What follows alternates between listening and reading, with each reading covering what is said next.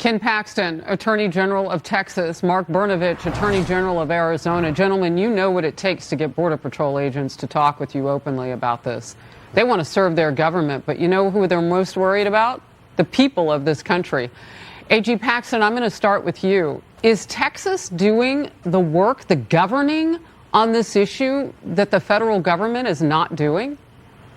We're certainly trying. I mean, we have to deal with natural disasters, but with a natural disaster like a hurricane, it goes away. This is a planned disaster by the Biden administration that is hurting my state, that's hurting Mark's state, that's hurting the entire country.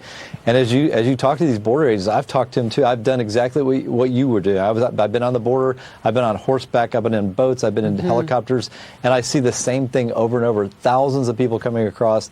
And the damage to our state, both economically and with the crime, is tremendous. And we're doing everything we can. I think you probably talked to some of the DPS officers down there. We're spending billions. We're spending billions. We're doing everything we're allowed to do by law. And yet the Biden administration doing everything to get around the law and doing everything they can to get as many people here as possible. Attorney General Brnovich, as you hear this, how worried are you in Arizona that this is coming your way? And in a way, it already has, because your problem isn't people moving. It's a worldwide record-setting movement of fentanyl across any country's sovereign border. Yeah, Harris, thank you for having me on again. And we've talked about this over the last year and a half. I want to put it in perspective for folks. More people have illegally entered our country through our southern border, places like Arizona and Texas, than the entire populations of Alaska, Vermont, and Wyoming combined since Joe Biden's been president. And you mentioned fentanyl, Harris. Just in the month of August at the Nogales port of entry here in Arizona, more than 5 million fentanyl pills have been seized, more than 40 pounds of fentanyl powder. Put that in context, that's enough fentanyl to kill the entire population of New Jersey. So every state is a border state. And Joe Biden, he incentivized and decriminalized people breaking the law.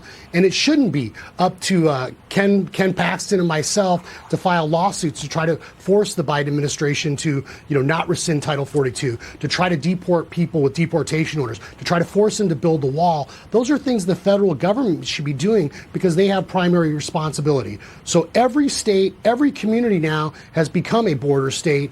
And, kudos to people like Governor Abbott and Governor DeSantis for finally exposing the liberal hypocrisy where they open up their cities, or they say they're sanctuary cities, they encourage illegal immigration, and then they get mad when half a dozen or 24 people across the border or come into their community.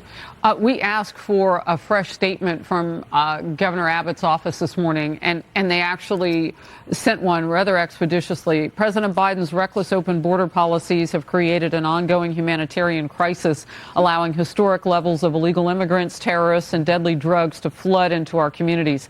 Texas has taken unprecedented action to respond to this Biden-made crisis. Texas is doing the job that the president and vice president continue failing to do, securing the border and protecting Americans. Attorney General Paxton, when you hear the White House, the president, the so-called czar of the border, our vice president, Kamala Harris, say our border is secure, what is your immediate reaction?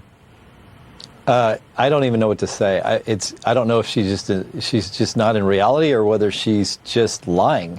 I don't think there's any way that anyone could possibly say that the border is secure when we have record numbers, not even just record numbers, like 300% increase from when Trump was in office, and record numbers of people coming across committing crimes. We have, as Mark discussed, we have an epidemic of fentanyl overdoses. This is all attributable to this open border policy, and the Biden administration seems to want it. I mean, if you look at the policies that were in place when Trump was here, we had this under control. We were making progress in the right direction, and the idea of building a wall and using Title 42 and stopping the catch and release and the Remain in Mexico program, those were all working, and the Biden administration has dismantled federal law, and they're doing their own thing, and they know the consequences, and they're still inviting the cartels to bring as many people here as possible. Yeah. Again, that statement from Governor Abbott certainly doesn't suggest that he's going to stop any of what you just talked about, including the busing, and now Arizona's doing it, and now with flights, DeSantis is doing it. I appreciate the time from both of you, and I know the mighty battle that you're waging, both legally, because you're part of that as attorneys general as they start to arrest some of these people now and not just hand them over to the interior of the country through Border Patrol. Thank you, gentlemen. I appreciate your time. Thank you.